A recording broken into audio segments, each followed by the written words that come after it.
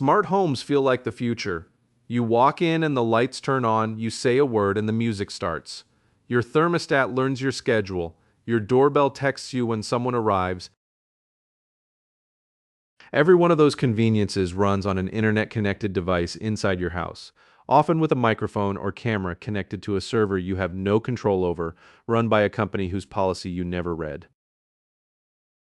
Today, we'll go through what smart home devices actually collect, how that data gets used, and what the real security picture looks like for the average household.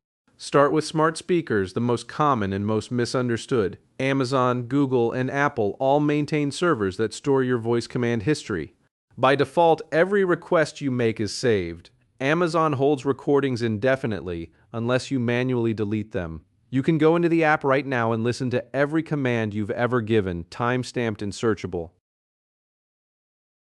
The defense is that this improves voice recognition. True. It's also true Amazon employs human contractors who listen to a sample of recordings. A 2019 Bloomberg report detailed cases where contractors heard sensitive content with no way to report it.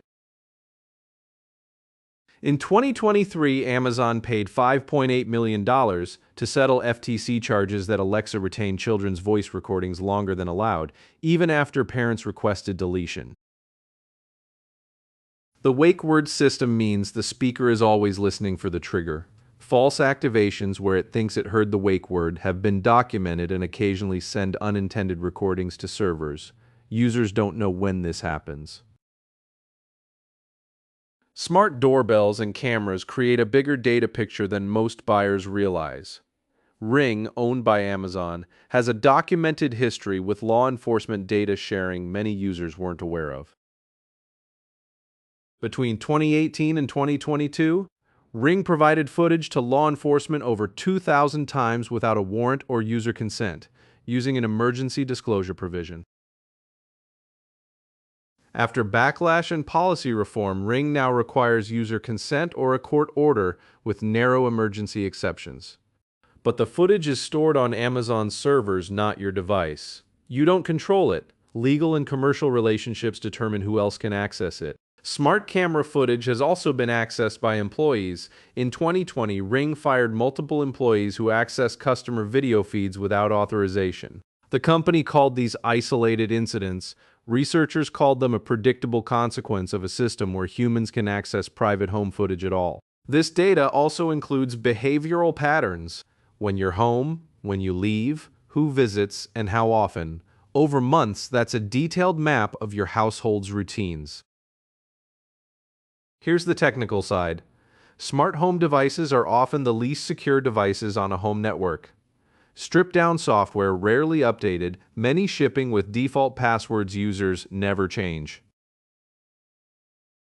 In 2016, a botnet called Mirai hijacked hundreds of thousands of devices, mostly cameras and routers with default credentials, and launched the largest DDoS attack recorded at the time, taking down Twitter, Netflix, and Reddit for hours.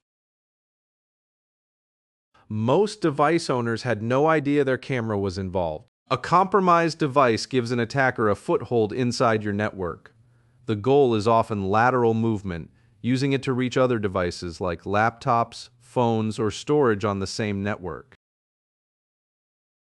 This is why network segmentation, putting smart home devices on a separate network from your computers, is recommended. Most routers support a guest network for this, but very few people know it applies to their light bulbs.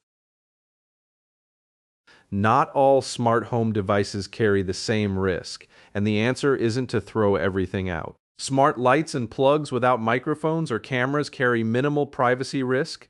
Worst case, someone knows when you turn your lights on. Smart thermostats collect behavioral data about when you're home, but no audio or video. Useful, relatively low risk. Smart speakers are the highest risk category because of continuous audio monitoring, the minimum worth doing. Enable automatic deletion of recordings every 3 months, and mute the mic when not using voice commands. Smart doorbells and cameras benefit from reviewing storage settings. Choosing local storage over cloud keeps footage off third-party servers. Also check if the device still gets security updates. The recurring theme, default settings are almost never the most privacy-respecting ones. They're the most data-generous, tuned in favor of the manufacturer. Spending 20 minutes on privacy settings per device is genuinely worth it. Smart devices aren't inherently dangerous. Most of the time, nothing bad happens. But most people never consciously decided what they're comfortable with. They just accepted the defaults. That decision was made by the company that sold the device, not the person who bought it.